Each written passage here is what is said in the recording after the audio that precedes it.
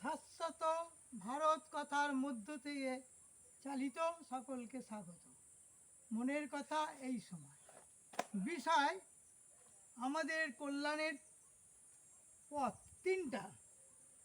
সেই তিনটি হচ্ছে জ্ঞানযোগ, কর্মযোগ আর ভক্তিযোগ। এই তিনটে পথে আমাদের কল্যাণ হয়।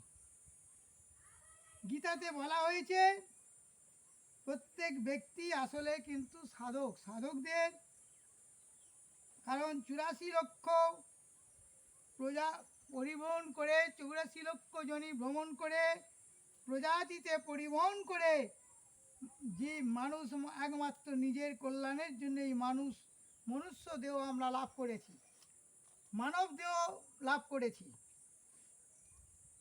হ্যাঁ, মনে রাখতে হবে। পুনরায় আবার বলি, কল্যাণের হচ্ছে মানব কল্যাণের তিনটি সাধন পথে তিনটি পথ। এক হচ্ছে জ্ঞানযোগ পথ, কর্মযোগ পথ এবং ভক্তিযোগ পথ। জ্ঞানযোগ, কর্মযোগ, ভক্তিযোগ। তাহলে জ্ঞানযোগ ভক্তিযোগ কি? প্রত্যেক ব্যক্তি, প্রত্যেক মানুষ যারা সাধক পথে আসতে চেয়েছেন, আসছেন। আমরা 84 লক্ষ প্রজাতিতে পরিভ্রমণ করে মানুষ কেবলমাত্র নিজের কল্যাণের জন্য এই মনুষ্য দেহ লাভ করেছে। এই মনুষ্য দেহ লাভ, মনুষ্যত্ব লাভ, ভগবান লাভ। এই মানব জন্ম করেছি ভগবানকে লাভ করার জন্য, সাধন ভোজন করার জন্য।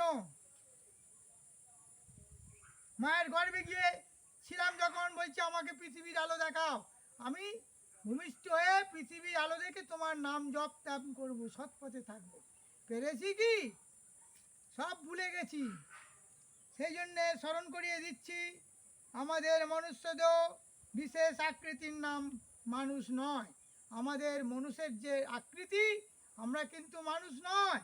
মনুষ্যত্ববোধ থাকা চাই, যার মধ্যে সৎ অসৎ, কর্তব্য অকর্তব্য বিবেকবোধ থাকে। কোনটা কর্তব্য করব, পালন করব, কোনটা অকর্তব্য সেটা ত্যাগ করব, সত্যকে গ্রহণ করব, অসত্যকে ত্যাগ করব। তবেই তো আমরা মানুষ। মানুষ হচ্ছে জ্ঞানযোগী, কর্মযোগী আর ভক্তিযোগী। আগেই বলেছি, সহজেই নিজের কল্যাণ করতে যদি আমরা পারি, যা প্রাপ্ত হয় তা পরিত্যক্ত হয়, সেই শরীরের নাম হচ্ছে মানুষ নয়, যা আমাদের পরিত্যক্ত। সেই জন্যে যার একমাত্র কার্যকারিতা অপরের সেবা করা, সেবাই মানুষের ধর্ম। কিন্তু মানুষ যেগুলি পেয়েছে বা যা তাকে ছেড়ে চলে যাবে, সেগুলি অর্থাৎ শরীর, বস্তু, যোগ্যতা, সামর্থ্য ইত্যাদি, সে যখন নিজের এবং নিজের জন্য বলে মনে করে, তখন সে কিন্তু কোনো প্রকার যোগী থাকে না। তখন সে কিন্তু ভোগী হয়ে যায়। যে নিজের জন্য সবসময় চিন্তা করে, সে কিন্তু ভোগী। ভোগী ব্যক্তি নিজে দুঃখ পায়, অপরকেও দুঃখ দেয়। কারণ দুঃখী ব্যক্তি অপরকে দুঃখ তো দেয়। এই হলো সিদ্ধান্ত। নিজের কল্যাণের জন্যই মনুষ্য শরীর, মানুষের শরীর ধারণ করেছি। তাই কোনো ব্যক্তি নিজের কল্যাণের সম্বন্ধে নিরাশ হওয়া উচিত না। প্রত্যেক মানুষেরই পরম আত্মা প্রাপ্তি করা দরকার, জন্মসিদ্ধ অধিকার। আমাদের আত্মনির্ভর নিজেকে জানতে হবে বাবা। জগৎ জীব পরমাত্মা। জগৎ মানে পৃথিবী, আর জীব আমি নিজে, পরমাত্মা এর মধ্যে, আত্মার পরমাত্মা, এই তিনটি ছাড়া আর কিছু নেই। জীবজগৎ, হ্যাঁ, এই তিনটির বিভিন্ন নামে বর্ণনা করা হয়েছে। যেমন পরা অপরা বিদ্যা, ভগবান পরাবিদ্যা আর অপরাবিদ্যা। আমাদের দুটোরই প্রয়োজন। পরা অপরার বিদ্যা দুটি বিচারের বিষয় হওয়া লৌকিক, এক পরমাত্মিক।